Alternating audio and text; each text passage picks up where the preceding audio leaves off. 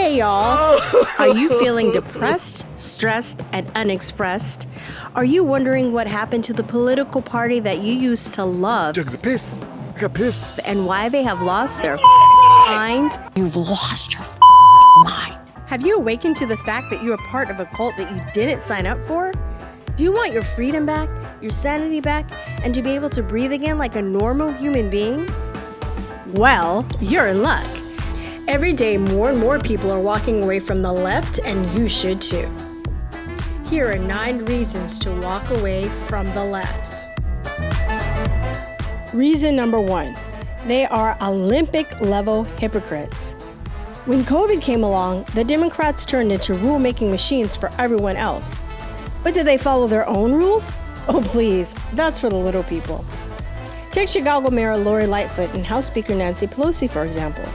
They couldn't resist breaking their own COVID rules for a hairdo, because pandemic chic wasn't their style, and those lockdown roots weren't going to die themselves. Meanwhile, California Governor Gavin Newsom and San Francisco Mayor London Breed were out during lockdowns and during fancy dinner parties with medical professionals.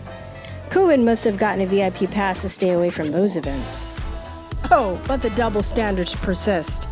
The left enjoys shaming people who contribute to a large carbon footprint while simultaneously not adhering to the same principles themselves, as preached by the Church of Climate Change. Hey, dirt people, give up your cars, heat sources, and steel buildings while we wait in the lounge sipping Cristal as the G6 gets gassed up.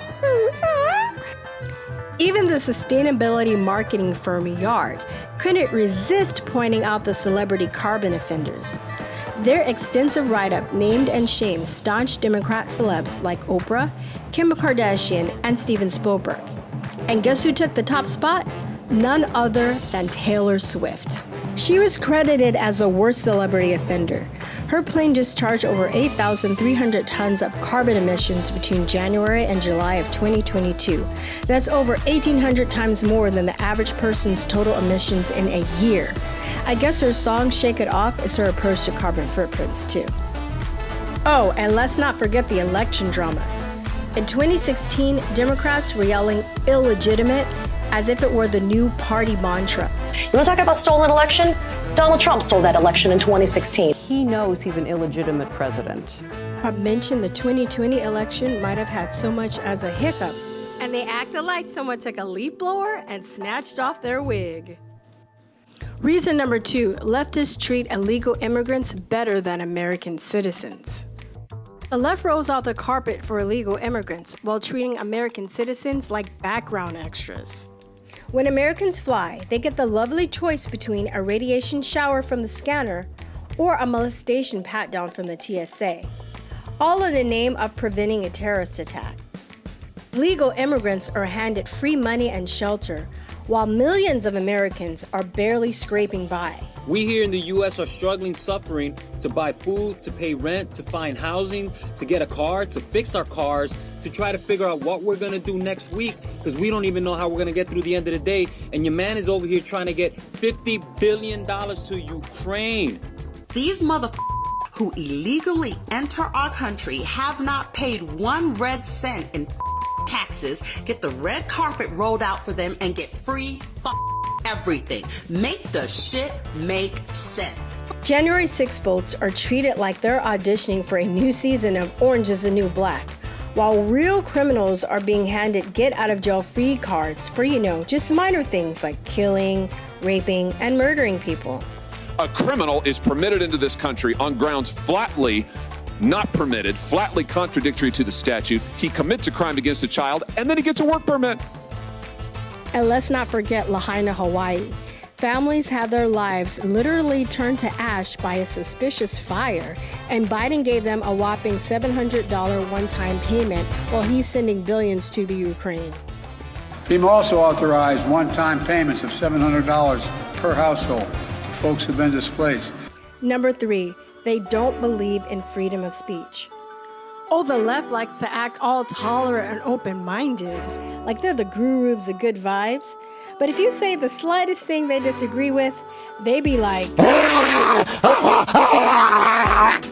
and they are quick to silence you and take away your freedom of speech with the snap of a finger, all while they are wishing death on you. But can someone explain to me why the left's instant response is death? Like every time.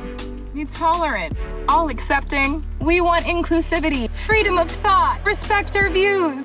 Type people are the same people putting out people's addresses so harm can come to them and their families. Like, y'all's psychological standing is concerning if the first thing you think of is let's kill this person.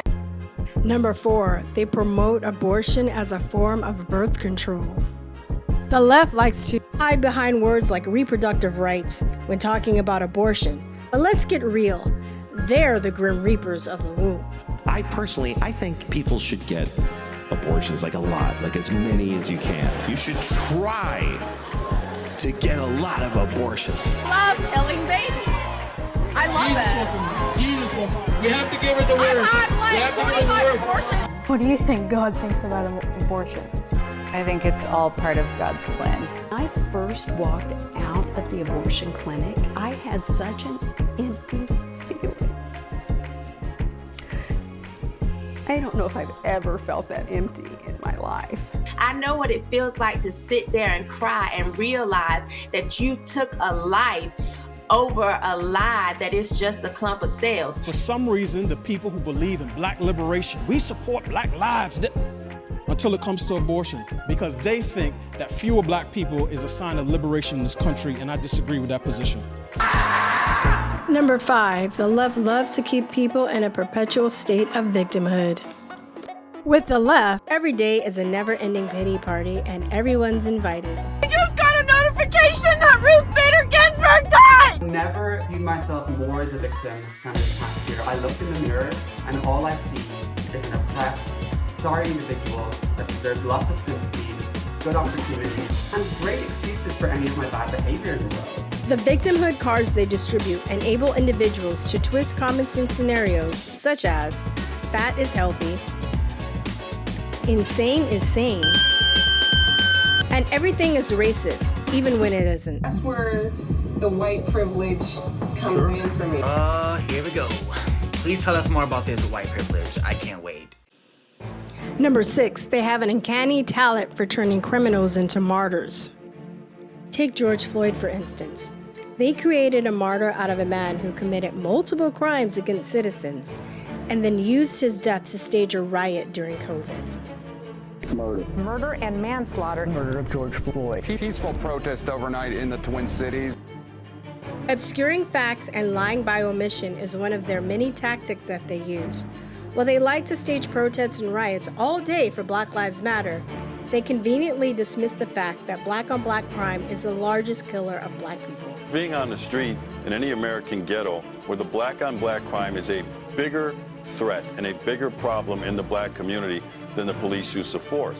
The media's failure to address the issue of black-on-black crime, while disproportionately highlighting instances of police violence against black individuals, fosters a climate of paranoia which makes people more susceptible to be exploited for manipulation. I could be at work, at school, in my car, I can still get shot by the police. I can get shot anywhere. This is what we're fighting for. This is honoring George Floyd. People who already couldn't feed their kids, now they really can't feed their kids. And we so black proud. We so black and proud that we ain't gonna never be honest and be real about what's really going on. Y'all are so wrong for this. Number 7, they have waged a culture war on our children. Just when you thought the left couldn't become even more extreme, the issue of child grooming and trans children arises. Dems push Drag Queen Story Hour and for hormones to be distributed freely to children as if they were the latest Flintstones vitamins. I mean, come on, even animals can see through this bullshit. It's been more than 2 years since a medical implant began pausing his puberty. This world's ruined my life enough. The gender specialist I was taken to see told my parents that I need to be put on puberty-blocking drugs right away. They asked my parents a simple question. Would you rather have a dead daughter or a living transgender son? How is I supposed to know? Number 8, leftists are the real racist. Leftists love to preach about fighting racism, but let's be real, they're the real racist. In the era of slavery, it was the Republicans who championed the cause of abolition. Despite attempts to falsely portray conservatives as promoters of racism, it is a historical fact that the original members of the Ku Klux Klan were Democrats, not Republicans. And let's talk about the 1994 crime bill drafted into legislation by Joe Biden and signed into law by Bill Clinton. Even Kamala Harris will admit it did contribute to mass incarceration in our country. And she would know because she was the one doing the mass incarcerating. Senator Harris says she's proud of her record as a prosecutor and that she'll be a prosecutor president, but I'm deeply concerned about this record.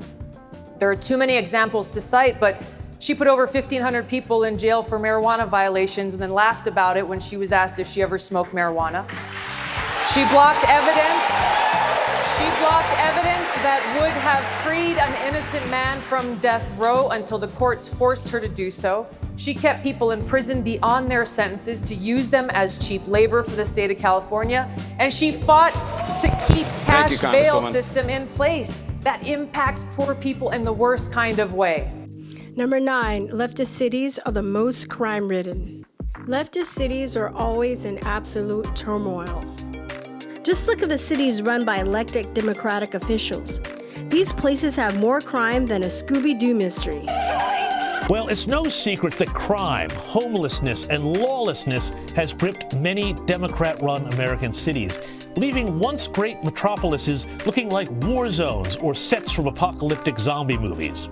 And the worst part of it is these mayors and these congresswomen and congressmen who are for the defund the police movement, who are on these city councils, who defunded the police for these communities, and then they use taxpayer dollars for their own personal security. We're in this crazy defund the police movement at this immediate time. That is a tragedy. We are more concerned about the rights of the criminals than we are of the law-abiding citizens in these various communities. We need to wake up before it is too late. And there you have it, 9 reasons to walk away from the left.